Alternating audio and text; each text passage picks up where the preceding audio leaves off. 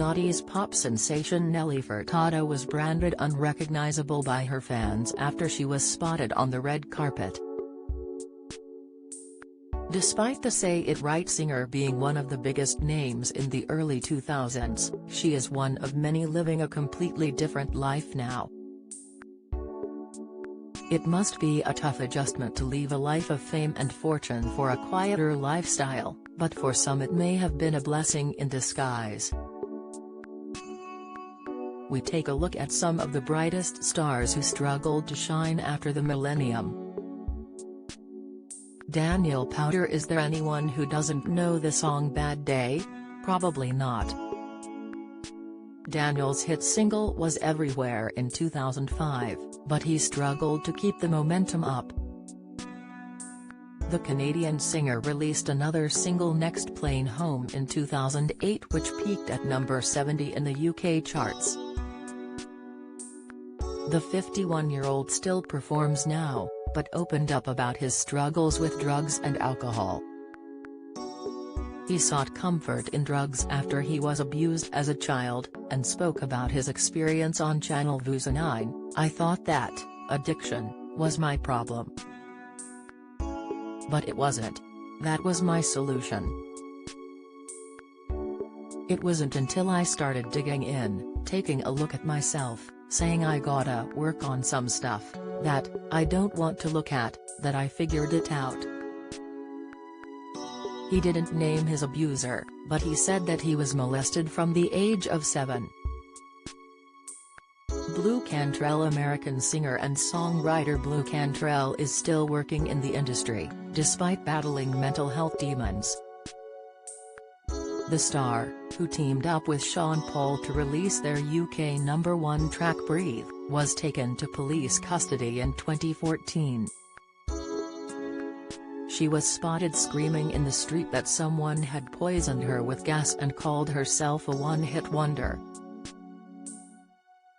Blue was hospitalized and monitored by doctors.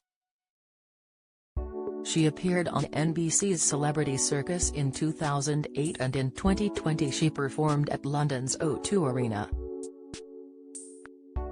Nelly Furtado. Nelly became an instant star after she released her track I Am Like a Bird in 2000. In 2006 she took a step out of the limelight after she suffered a nervous breakdown. I had a nervous breakdown on stage, she told the Daily Mail in 2017.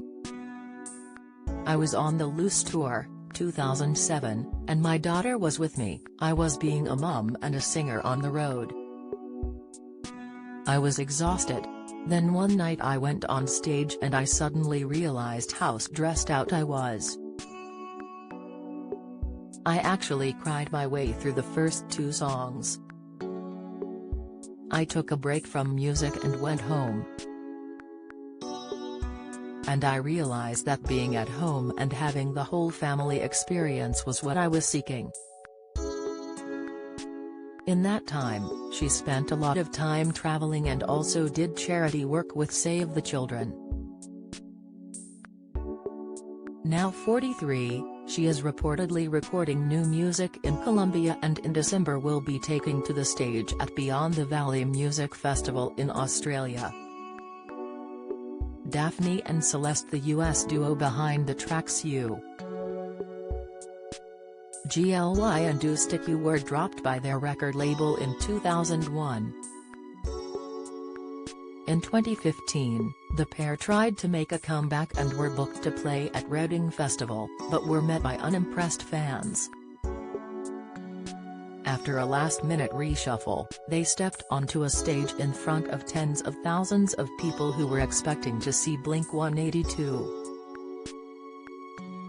They were met by boos and had bottles, litter and even a wheelchair thrown at them. Daphne, whose real name is Karen DiConcetto, is now a TV writer and producer.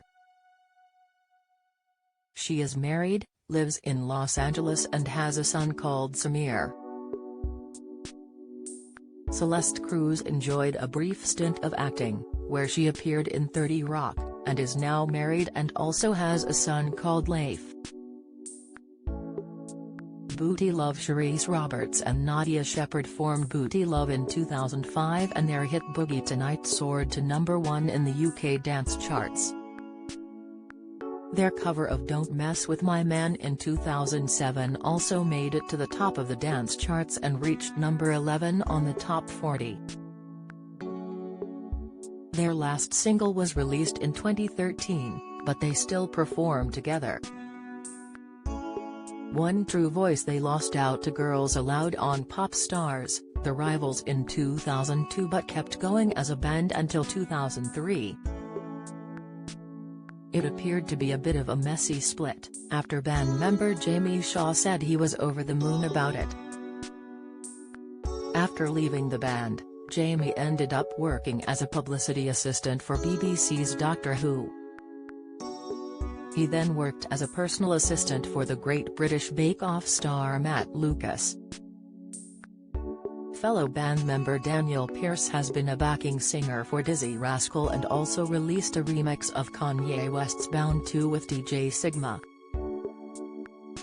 Desiree Annette Weeks made a name for herself with her track Life, but had to take a step back from music after suffering from an underactive thyroid. She went back to her record company Sony to restart her career, but was turned down. She then walked away from the industry and retrained as a nutritionist and naturopath. In 2019 she released a new album, A Love Story, which didn't make it into the charts. The 411, the British girl band who formed in 2003, announced that they were reuniting in 2021 for a one-off gig at Mighty Hoopla in 2022. Susie Furlonger had to leave the band for a second time after they made a return due to commitments as a backing singer. The vocalist has performed alongside Take That, Kelly Rowland, and Cliff Richard. She tried out for the X Factor in 2008, but didn't make it to the finals. Tanya Boniface married 70-year-old singer Peabo Bryson, who is known for singing Disney's Aladdin and Beauty and the Beast soundtracks.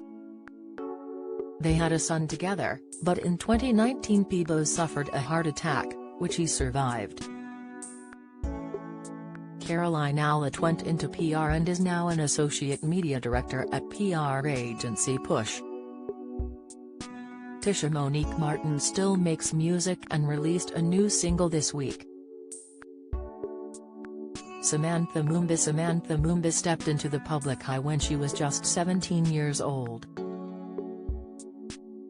The Irish singer-songwriter released Gotta Tell You in 2000, which was followed by Baby Come Over. In 2002 she gave acting a go and landed an appearance in the film The Time Machine. Do you enjoy reading about celebrities? Sign up for all the best celeb news from the Mirror here. After heading back into music, she struggled to hit the same level of success. She is now a presenter on Dublin radio station 98 FM. Do you have a story to sell? Get in touch with us at webcelebs@mirror.co.uk or call us direct 0207 29 33 033.